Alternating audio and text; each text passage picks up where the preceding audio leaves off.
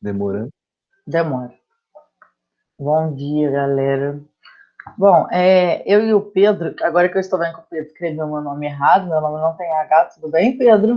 É verdade, eu sei que sim. Aí, eu e o Pedro, a gente já estava pretendendo dar essa parte de organização de gráfico, que é uma parte que a gente, quando está começando a montar a tabela taxonômica, tabela de meta-análise, e outros tipos de tabela que vocês podem vir a encontrar por aí, a gente tem um pouco de dificuldade. O que é importante pôr na tabela, o que não é importante. Então, a gente bate cabeça infinitas vezes até a gente chegar numa tabela ideal. Então, a gente perde muito tempo procurando o que é importante, mas com o tempo a gente descobre o que é importante. O que são informações básicas sobre os artigos e o que é importante para a sua pergunta. O que vai te ajudar a visualizar melhor seus dados. Então, a gente até teve uma reunião, uma conversa sobre isso numa das reuniões de seminário do laboratório um dia desses, que a Luana até falou, a gente podia aprender a montar essas coisas. Então, eu e o Pedro, a gente já estava pensando nisso e acaba que veio a calhar para a gente apresentar isso hoje, que a gente já bateu muito cabeça para chegar, a gente vai mostrar os modelos que a gente usou, que nós chegamos no modelo ideal para nós, mas aí cada um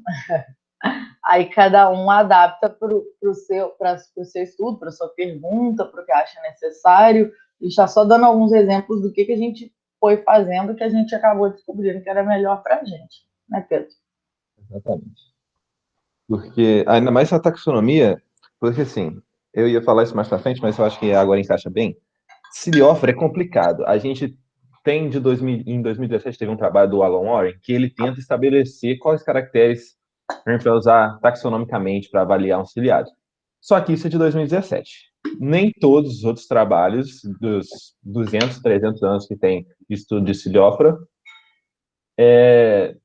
seguem essas regras. E quando a gente trabalha com famílias antigas, grupos antigos, a gente não encontra isso. Então, a gente tem que estipular o que a gente vai usar para aquele grupo, tentar definir o que é, e às vezes a gente não consegue os melhores caracteres. E aí tem toda uma discussão interna, fazer muita pesquisa para entender como fazer isso e quebra muita cabeça. Não tem como a gente te dar o padrão de todos os grupos, porque cada grupo vai variar, mas a gente pode explicar o que a gente fez nos nossos grupos, como a gente definiu os nossos, para assim ficar mais fácil para vocês, né? E chegarem a esses critérios quando chegar a vez de vocês. Pode começar então, Priscila? Pode, pode. Então, a gente tem que montar a tabela, tanto de revisão bibliográfica, né, meta-análise, quanto de comparação taxonômica, com esses três intuitos aqui.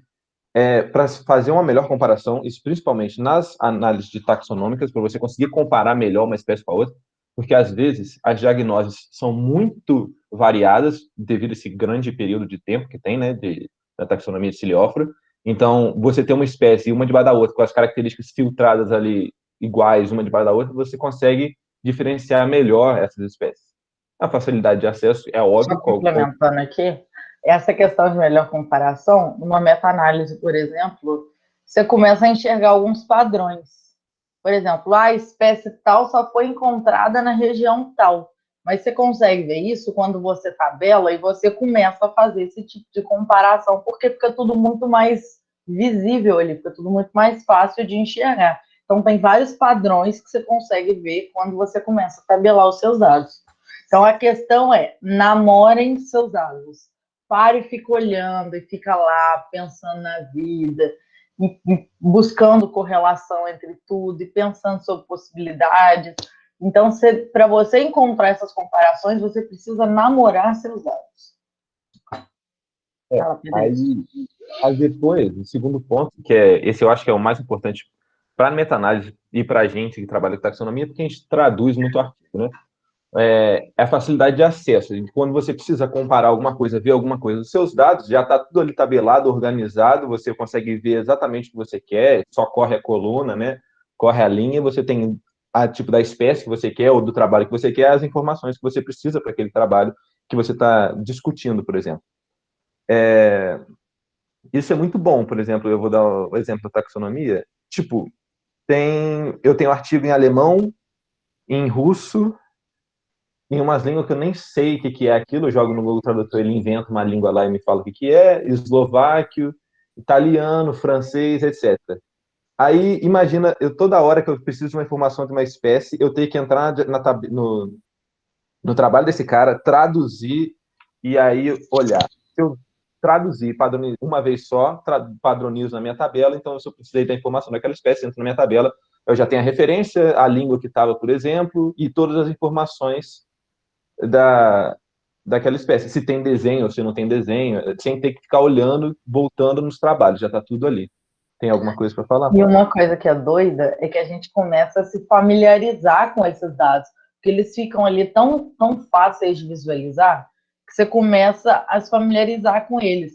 Aí você precisa de um dos seus trabalhos, de um dos trabalhos que está na sua revisão, aí você vira e fala assim, ai, aquele trabalho que está lá não sei onde, ele fala de tal coisa, usa tal espécie, porque você começa, aquilo ali começa a gerar uma memória visual, começa a ficar tão mais fácil de você lembrar, que, que você já começa a lembrar de cabeça, assim, qual autor fez o quê, porque aquilo ali ficou muito mais fácil de você compreender depois que você olhou para a tabela e ficou ali olhando, namorando sua tabela um tempo.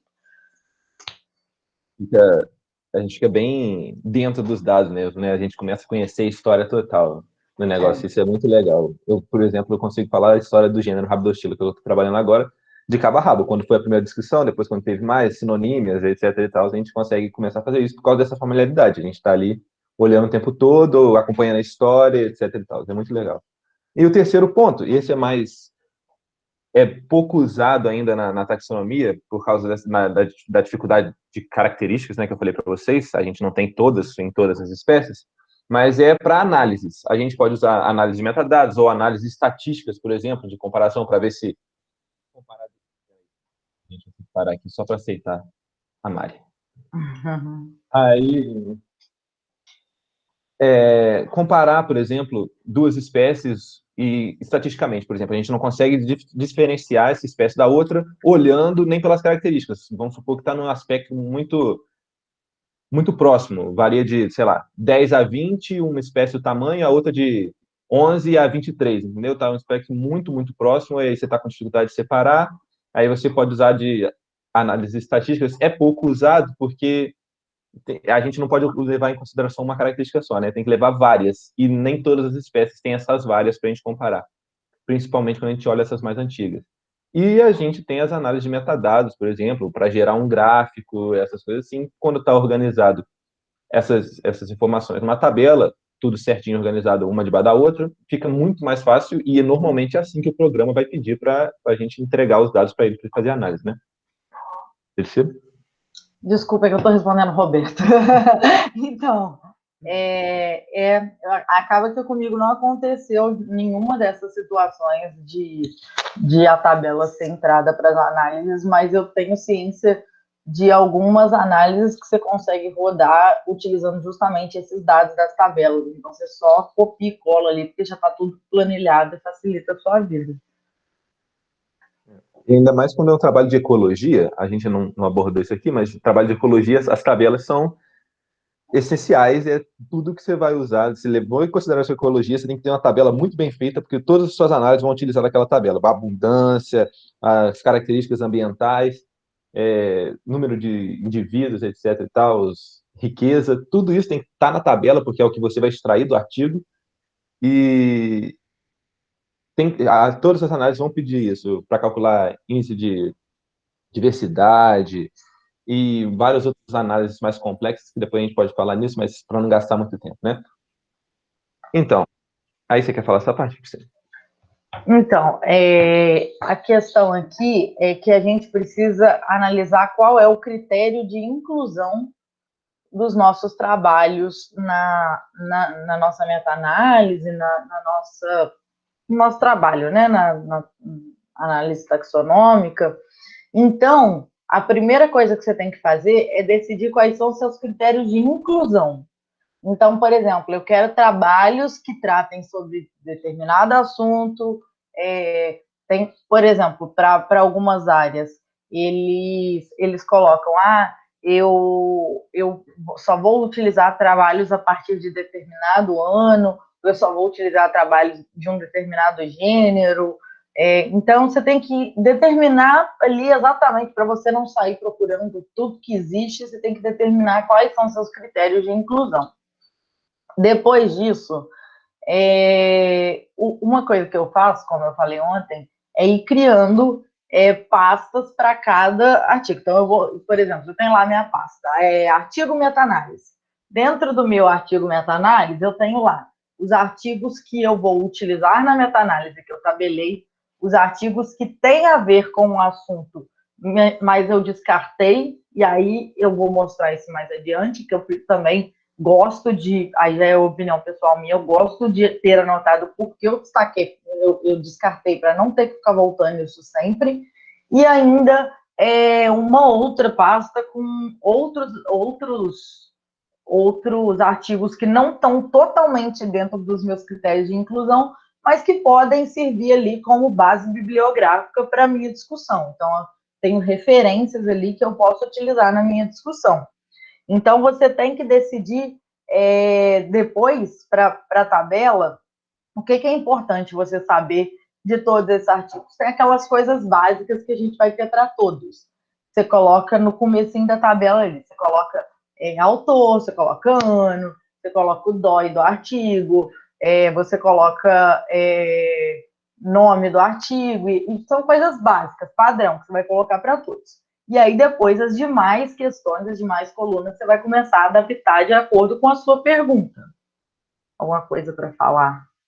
Eu tenho só uma dica. Às vezes, a gente está começando, a gente não tem essa noção de como selecionar esses caracteres que melhor estão relacionados com a nossa pergunta, né? Aí uma sugestão que eu dou é pegar um trabalho semelhante de que faça a mesma coisa, não precisa ser nem com o mesmo grupo. Eu, por exemplo, eu usei o trabalho da Fran e o trabalho do Alan Warren, que não tem nada a ver com o meu grupo, mas eles são revisões de Ciliófora.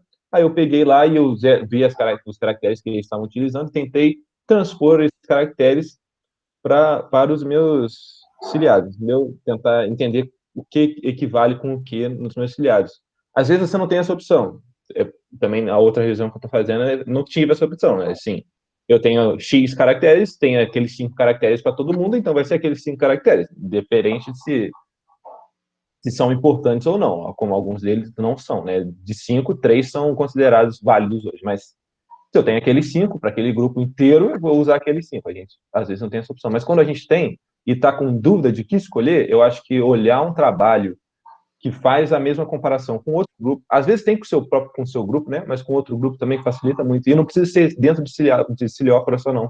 Você pode pegar um trabalho de planta ou de, sei lá, vaca, só para você ter uma interação, entender o que ele está usando como comparação e qual a importância disso para aquele organismo. Aí você tenta transpor para o seu organismo. Eu acho que assim fica interessante. Pelo menos na taxonomia é uma dica, né? Desculpa, gente, que eu tô um pouco dispersa, que o Roberto pediu para eu mudar um negócio para a reunião de daqui a pouco, então eu tô um pouquinho enrolada aqui.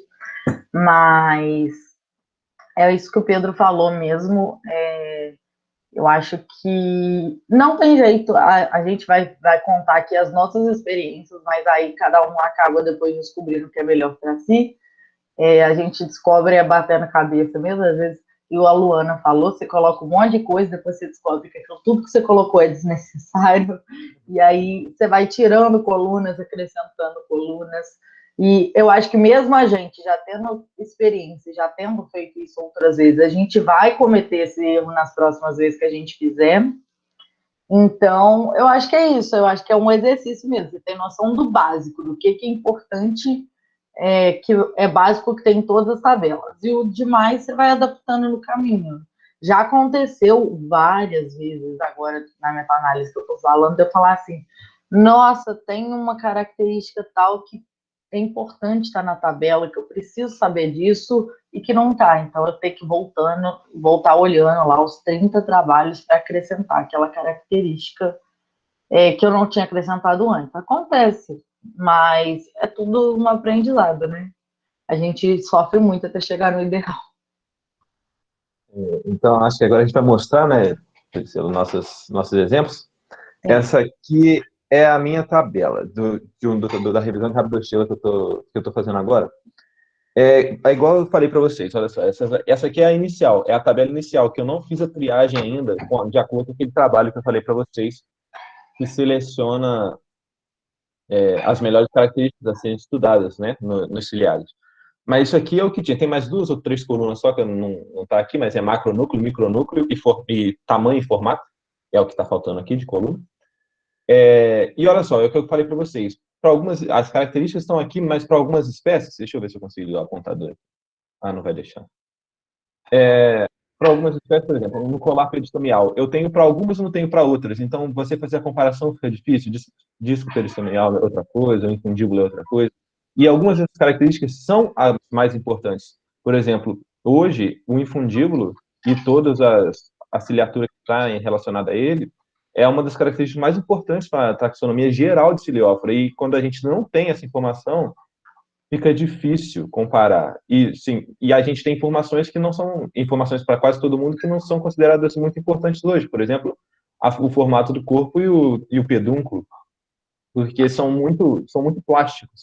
Então a gente tem esse problema, né, de não ter, é importante ter, e a gente tem que fazer o que dá para fazer com o que a gente tem, ainda mais com esses trabalhos muito antigos. Aí outra dica que eu dou também, que eu acho que a Priscila faz a mesma coisa, é utilizar dessas cores aqui para te apontar alguma coisa que não tem por que você colocar na tabela depois, mas enquanto você está estudando e organizando o seu trabalho, é interessante. Por exemplo, isso aqui esse trabalho eu estou recombinando 3 gêneros para um gênero só.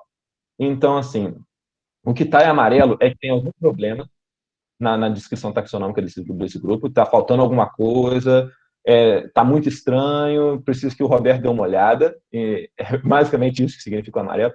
O vermelho é que, assim, eu acho que não tem que estar aqui, eu quero tirar, mas não fiz porque eu preciso da confirmação do Roberto.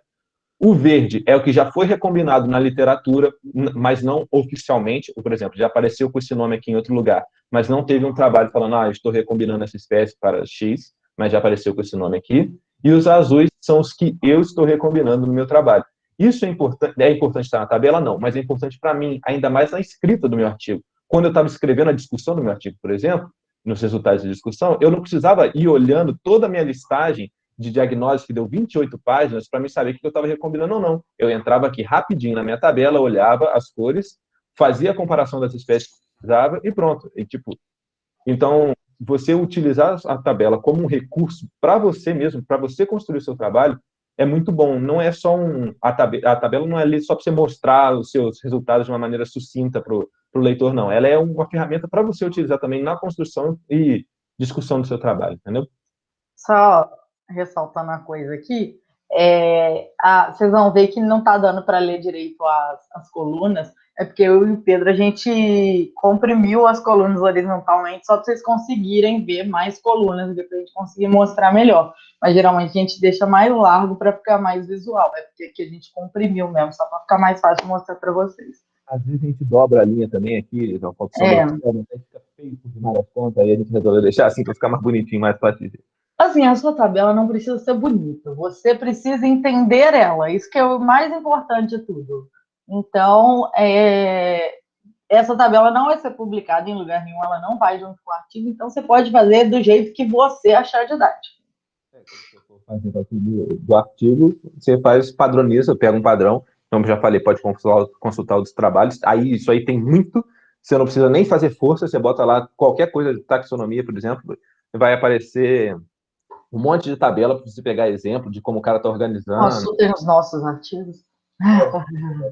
Assim, é simples. Essa parte de organizar por artigo, isso é fácil, você acha rapidinho. O difícil mesmo é de escolher para o seu grupo quais características tem que colocar na tabela. Isso que é mais complicado, pelo menos na taxonomia, né? Percebo. Bom, essa aqui também é a minha tabela taxonômica que eu fiz no mestrado lá com os meus protozoários de capivara. Então, assim como o Pedro, aqui, por exemplo, eu marquei mais rosadinha aqui na primeira linha, que essa espécie era uma espécie que eu não considerava válido. Então, aí, aquilo que eu falei, essa aqui eu não fiquei colocando tantos detalhes de autor, ano, dói, nanana, que foi a primeira tabela que eu fiz isso tudo. Então, eu coloquei, e também não era tão relevante para esse trabalho algumas outras informações. Então, coloquei aqui autor, ano, hospedeiro, que também é importante. Vocês podem perceber que para nem todos os trabalhos eu tenho todas as informações, então você deixa em branco mesmo. Aquilo que eu tinha falado, que alguns artigos eu só consegui pelo Comute ou indo lá na Fiocruz, então eu deixei marcado aqui o que eu não tinha ainda, por exemplo, aqui na sexta linha, esse gênero Bertoniella, eu não tinha trabalho ainda, por isso não tinha nenhuma informação, eu tinha aqui na Fiocruz buscar ainda. Aí eu coloquei algumas características que eu, de acordo com o que era sendo descrito para o grupo, eu fui percebendo que era importante. Obviamente, na taxonomia, quando você vai buscar os trabalhos mais antigos, você vai ter trabalhos que são muito simplórios, trabalhos que dão muito poucas características, que você vira e fala assim, como que a pessoa escreveu isso aqui, gente? Colocou igual a descrição dessa família que eu trabalhava. Era protozoários com película espessa. Então, você imagina, né? A zona que era. Então, o pessoal saía jogando tudo lá, não tinha um padrão. E aí eu fui definindo, de acordo com as características que eram usadas hoje em dia e com o que eu via, o que tinha para a maioria dos grupos e o que não tinha também. Às vezes eu colocava ali só para ver se entre os que tinha diferenciava muito. Mas aí, no geral, assim, a intenção dessas tabelas é a gente tentar entender se alguma característica reflete melhor a divergência evolutiva visivelmente. Então, você planilhou aqui que as espécies de um gênero X e de um gênero Y são muito parecidas. Quando você vai montar sua árvore, você percebe que eles se agrupam. E aí você começa a procurar o que eles têm em comum aqui na minha tabela que eu posso buscar de semelhança entre eles. Por que será que eles estão se agrupando? Você vai lá nessa tabela, olha essa tabela com cuidado, já que você tem todas as características descritas, e assim é um trabalho que você vai fazendo aos poucos. Obviamente, às vezes a gente tem a impressão que está refletindo relação evolutiva, mas não está. Mas aqui é um exercício para te ajudar a visualizar as possibilidades que você tem. Então, você faz a descrição mais rica possível, com o máximo de detalhes possível que você conseguir, para isso aqui depois te ajudar a entender os seus outros resultados que você vai ter depois. Vou passar para o Rapidinho, só queria acrescentar uma coisa. Que eu não mostrei nessa tabela aqui, deixa eu só voltar aqui, eu não mostrei nessa tabela aqui, mas aconteceu comigo e pode acontecer com vocês. Por exemplo, deixa eu ver aqui uma espécie. Sei lá, Rhabdothyliclinas ali, por exemplo, ela mesma. Eu achei em um trabalho o comprimento, o formato do corpo, o tamanho do pedúnculo e o colar periostomial. Aí no outro trabalho, eu achei o disco periostomial, o infundíbulo e o macronúcleo. Separa isso na sua tabela também, se você quiser. Se você não for fazer compilar sua diagnose primeiro, às vezes você nem vai compilar essa diagnose. Bota uma corzinha para separar o que é um trabalho e outro e bota ali depois na coluna de referências o que é isso, porque isso é importante você discutir, você apontar que você não está pegando tudo de um lugar só, que você está pegando as diagnoses de dois trabalhos e combinando numa nova diagnose, ou pegou informações comparativas desses dois trabalhos. E você não está propondo uma nova diagnose, mas você pegou de dois trabalhos. Isso é importante na taxonomia, porque às vezes o cara você bota aqui no final uma referência só. Aí o cara fala assim, mas nesse trabalho não fala do disco peristomial, não fala do macronúcleo. De onde ele tirou isso? Tirou da cabeça dele? Encontrou essa espécie? Então, assim, bota isso. Eu recomendo muito, quando vocês fizerem isso, citarem no resultado da discussão, a diagnose foi compilada X, Y, Z, botar na referência, lá na coluna de referências, 2 referências, 3 referências. O problema é que às vezes você tem espécie que você monta uma diagnose nova com 5 referências, mas acontece. Só para mostrar o que você está fazendo, porque taxonomia já é difícil. Com você fazendo tudo detalhadamente, tudo certinho, já é difícil os caras aceitarem. Então, se você deixar buraco para eles encher seu saco, eles vão encher seu saco mesmo. Então, toma esse cuidadinho. Só um acréscimo, no Excel tem uma opção de mesclar células. Então, você pode mesclar uma célula, por exemplo, vamos supor que aqui na coluna A eu mesclo as células e depois eu tenho em todas as outras colunas 5 linhas atribuídas àquela mesma célula. Então, eu coloco aqui a espécie Entodinium, e aí todas aquelas posteriores 5 linhas vêm da espécie Entodinium, do gênero Entodinium. Então, eu consigo, não precisar fundir essas informações, eu consigo colocar elas separadamente e depois, só na hora de interpretar, eu colocar elas separadas. Esse aqui ficou menorzinho, essa aqui é a minha tabela de meta-análise. Então, aqui, o que eu fiz? Primeiro, eu coloquei, eu separei pela metodologia, que era algo que era muito importante para o meu trabalho. Então, vocês vão ver que tem as linhazinhas rosas aqui, Lumina, 454, DGGE. E aí, eu também, nessa mesma tabela, porque nesse trabalho eu fazia a meta-análise e eu fazia uma revisão do estado da arte.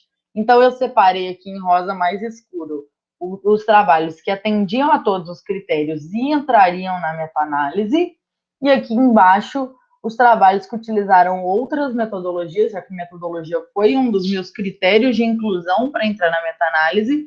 Então, eles usaram outras metodologias, ou seja, não atendiam aos meus critérios de inclusão, mas eles vão ser utilizados no estado da arte do trabalho. Então, se deixar isso tudo já detalhadinho na sua tabela, facilita muito. Por quê? Você pega a sua tabela e mexe. De repente, vem o Roberto e pede para você fazer outra coisa, para isso aqui rapidinho e pega tal coisa. Você para uma semana, quando você voltar, você já não lembra de nada daquilo ali. Você não lembra por que você separou aquilo ali por cor. Então, quanto mais rica de informações a sua tabela, menos dor de cabeça você vai ter. Se eu pegar essa tabela daqui a um ano, eu vou lembrar, eu separei aqui por causa disso, disso e daquilo. Mas então tentem deixar a informação mais rica possível, a tabela mais rica possível. Aí aqui eu já fiz aquilo que eu tinha falado antes, eu coloquei autoriano, coloquei revista, eu acho que aqui cortei mais antes, o título ainda tinha dói da revista. Aqui eu coloquei objetivo, porque o objetivo também era uma coisa que era importante para eu saber. Ele fica grandão aqui, se eu clicar ele aparece grandão, mas eu preferi deixar só o comecinho, caso eu precise, eu clico nele. Aí país também era uma região, é relevante para o meu trabalho, raça, se o animal de corte é leite, o N amostral, idade do animal, a forma que o animal foi criado, a dieta do animal, tudo isso era relevante. Então, você vai descobrindo quais são as variáveis relevantes e vai acrescentando ali. Lá no final dessa tabela aqui, que eu não coloquei mais, senão vai ficar uma infinidade de prints, aí eu coloco. Eu coloquei nesse caso desse trabalho porque é importante.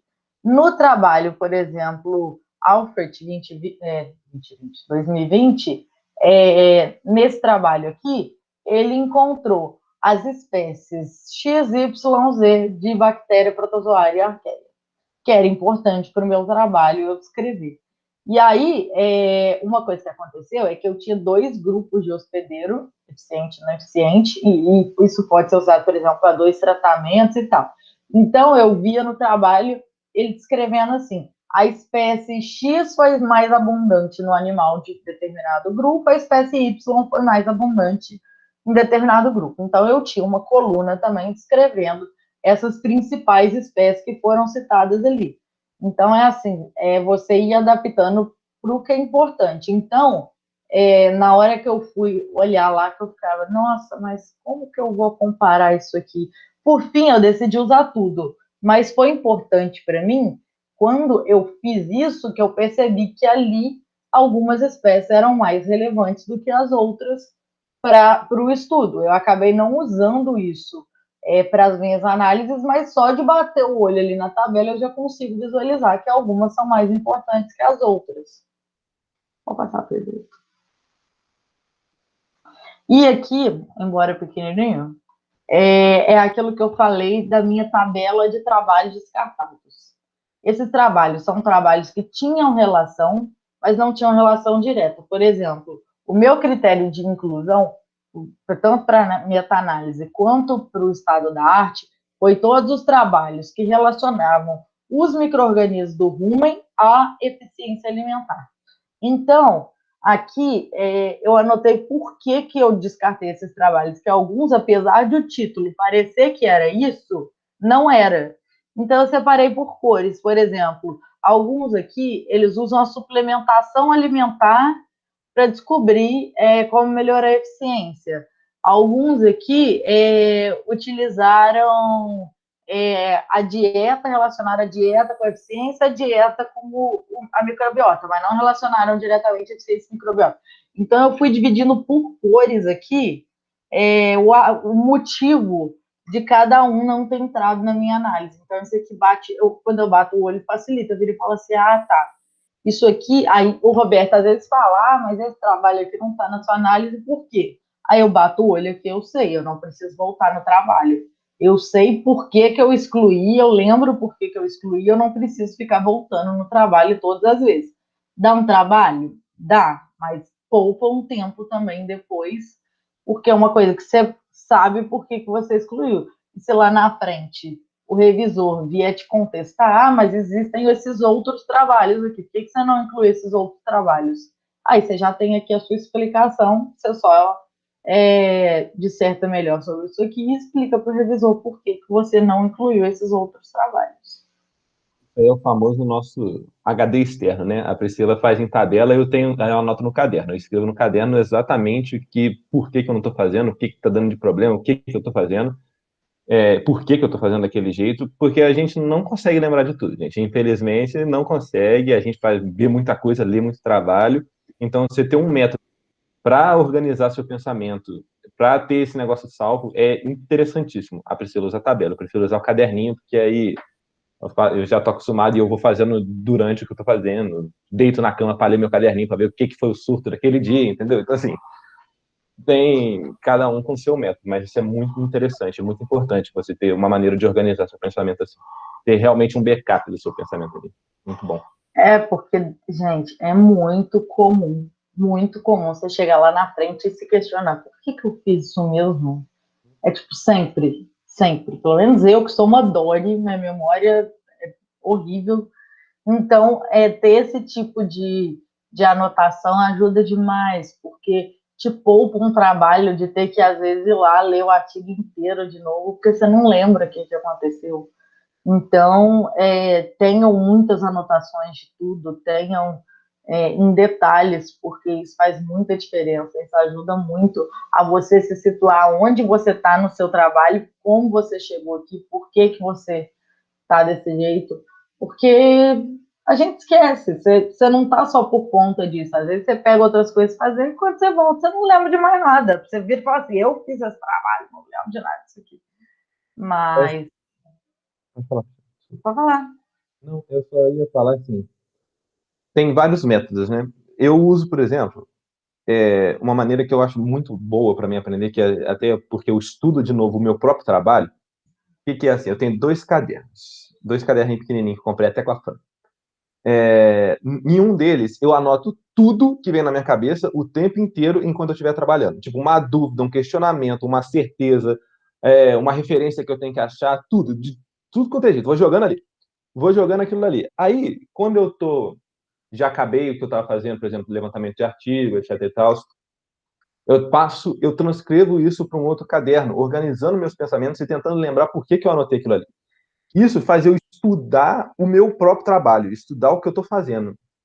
Então, tipo assim, aí, além de fixar isso, eu consigo melhorar muito mais o que eu estava querendo falar, o que eu estava querendo pesquisar, qual que era o meu foco, o meu objetivo naquilo ali. E aí me ajuda muito a ser mais sucinto, a ser mais objetivo, a ser mais assertivo nos meus posicionamentos até. Então, assim, é a metodologia que eu uso, não sei se todo mundo tem essa paciência, né? Mas, sim, me ajuda bastante, ainda mais quando é dúvidas, etc e tal, aí anotei a dúvida enquanto eu estava fazendo. E se eu tivesse só tido a dúvida, eu nunca tivesse voltado naquilo, mas aí eu anotei a dúvida, aí eu sentei para organizar meu pensamento, e aí eu li aquela dúvida, aí agora, eu vou pesquisar essa dúvida. Antes eu não queria pesquisar porque eu ia parar no meio do que está fazendo. Mas agora eu pesquiso aquela dúvida, então eu já adiciono mais aquilo ao meu vocabulário, digamos assim, né? Então, tipo, eu acho essa uma metodologia interessante, mas essa da Priscila também é muito interessante. Se você Então, anotar.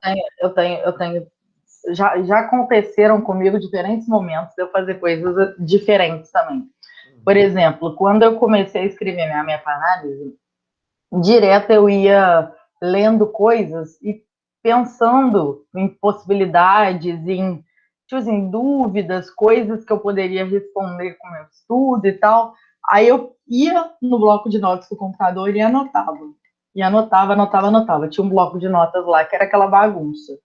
Então, depois eu pegava ali, eu anotava, e eu lia todas as minhas suposições, todas as minhas. Lia tudo para entender, tipo assim, para montar uma linha de raciocínio. E outra coisa que aconteceu muito foi agora, eu montando meu projeto do PDSE, eu às vezes estava lá vendo televisão, vendo Big Brother, e aí vinha a ideia de tipo, isso aqui seria interessante para colocar no projeto. Às vezes, e uma coisa que vocês vão perceber é que quando a gente está escrevendo, a gente às vezes acorda no meio da noite com uma ideia, é medonho. Você está dormindo, de repente você acorda com uma ideia, assim, eu preciso anotar. Então eu comecei a anotar isso num grupo do WhatsApp, porque eu tenho um grupo eu comigo mesma, para fazer anotações básicas. Acho que todo mundo deveria ter grupo do Salva-Vida. Eu sei que o celular tem bloco de anotação, mas o grupo do WhatsApp está sempre mais fácil ali. Então, você consegue anotar coisa ali. E aí eu lia e anotava. Aí eu estava assistindo alguma coisa, anotava, lia algum artigo, anotava, tinha uma ideia, anotava, conversava coisas com a Fran, ia desenvolvendo ideias e anotando tudo. Quando eu sentei para montar o meu projeto, eu já tinha pensado tanto naquilo tudo, ruminado aquilo ali tanto, já estava tudo tão estruturado na minha cabeça, que eu fui batendo o olho em tudo que tinha e anotando no papelzinho, olha, os pontos importantes aqui, os pontos que valorizam o meu trabalho, X, Y, Z, eu vou focar nisso aqui. Então, assim, você já ter tudo, você já ir pensando em tudo e anotando tudo em algum lugar antes de você começar a escrita, você já começa a escrita com um rumo ali, com um norte para você saber o que você espera, onde você espera chegar, para onde você espera direcionar a sua discussão. Então, isso ajuda muito. Então, ter algum tipo de organização, e cada um vai encontrar o melhor tipo para si, é muito importante. Em vez de você só pensar e deixar a ideia escapar, você ter algum tipo de organização para anotar tudo que você pensa. Pode ser mais idiota possível. Anotem, que aquilo ali pode ser muito importante depois. Você está lendo um artigo lá, o cara falou alguma coisa, aconteceu muito comigo isso já. Aí eu viro e falo assim, olha, tive uma ideia muito boa de trabalho. Aí eu vou ler outro trabalho, eu descubro que alguém já fez isso. Mas eu viro e falo assim, olha, eu não estava viajando tanto naquela ideia. Se alguém fez um trabalho com isso, sinal que era uma ideia boa. Então, você ir anotando todas as suas ideias é uma coisa muito, muito boa, que ajuda muito no decorrer das coisas. E até porque a gente tem que estudar mesmo o artigo, não é ler, tirar o que a gente quer e jogar fora. Porque aí a gente a gente está trabalhando do mesmo jeito, né? É uma maneira de trabalhar, você pode entrar no artigo, ler só o que você quer, copiar para sua tabela, largar fora. Mas se você entende o artigo, você está acrescentando muito. Aí chega a um ponto, a quem me falou isso foi até a Stefania na disciplina que eu fiz com ela, você chega a um ponto que você não precisa de voltar à referência. Você estudando desse jeito, anotando esses pensamentos idiotas, essas dúvidas idiotas suas e depois voltando, você estuda e você torna aquilo seu, aquele conhecimento seu. Então, por exemplo, eu fiz uma disciplina da Stefania na pós, que ela mandava a gente escrever introdução, discussão, materiais e métodos e resultados de cabeça. E aí você pensa, não vou conseguir fazer isso, né? Mas depois de você passar esse exercício de estudar mesmo a referência, você consegue fazer. Às vezes, você consegue até citar já o que é, lembrar o trabalho certinho de onde que foi, o autor, o ano, de tanto que você estudou, por causa que você tinha uma dúvida besta, aí você teve que voltar lá, aí você leu o artigo de novo, entendeu o que o cara estava falando, não só leu, copiou a informação e jogou lá. Você tornou aquele conhecimento seu, e é isso que a gente tem que fazer, né? A gente está na pós-graduação, na graduação, para a gente adquirir conhecimento para se tornar um bom profissional, né? Um bom cientista, né? E esse método de estudo, cada um tem o seu, né? Vocês vão desenvolver o de vocês, mas é uma dica que eu dou. Não entra no artigo só para tirar o que você está pesquisando naquele momento, não. Entra no artigo, lê, vê, tenta achar os erros que ele teve, os acertos, e isso vai ajudar a você mesmo na sua própria caminhada, e eu acho uma dica muito boa. Só uma coisa importante, façam isso, mas não precisa fazer isso sempre também, não. Porque tem vezes que você vai precisar só ler uma parte do artigo mesmo. Por exemplo, você está procurando metodologia, você não precisa ler o artigo inteiro. Você vai ler, você pode até bater um olho ali no resumo, ver se tem uma parte que te interessa, mas se você precisa só da metodologia, você não precisa ficar lendo o artigo inteiro, porque se você tiver 60 artigos para você ler a metodologia, para você encontrar a metodologia, se você for ficar lendo o artigo inteiro, você acaba perdendo tempo. Claro que adquirir conhecimento não quer perder tempo. Mas então, assim, é você saber diferenciar a hora de assim, olha, preciso me aprofundar nesse assunto, preciso ler melhor sobre esses temas. Ou eu preciso entender melhor um determinado ponto, vou ler só sobre ele. Mas esse exercício de ler é bom para quando a gente está entrando num assunto novo, porque a gente está se familiarizando com a literatura, então ajuda bastante a gente entender o que já foi feito e o que não foi feito naquela área. Isso vem para você, o que você vai ter que ler, o que você não vai ter que ler. Isso fica óbvio para você. Por exemplo, você tá lendo um artigo, aí você passa uma semana, aí você tá rastreando as coisas lá, você tem que ir lá conectando referência, né? Aí você volta para esse artigo. Aí daqui a pouco você vai de novo, aí você volta para esse artigo de novo. Aí você vai de novo e volta para esse artigo de novo. Ou seja, aquele artigo ali é importante.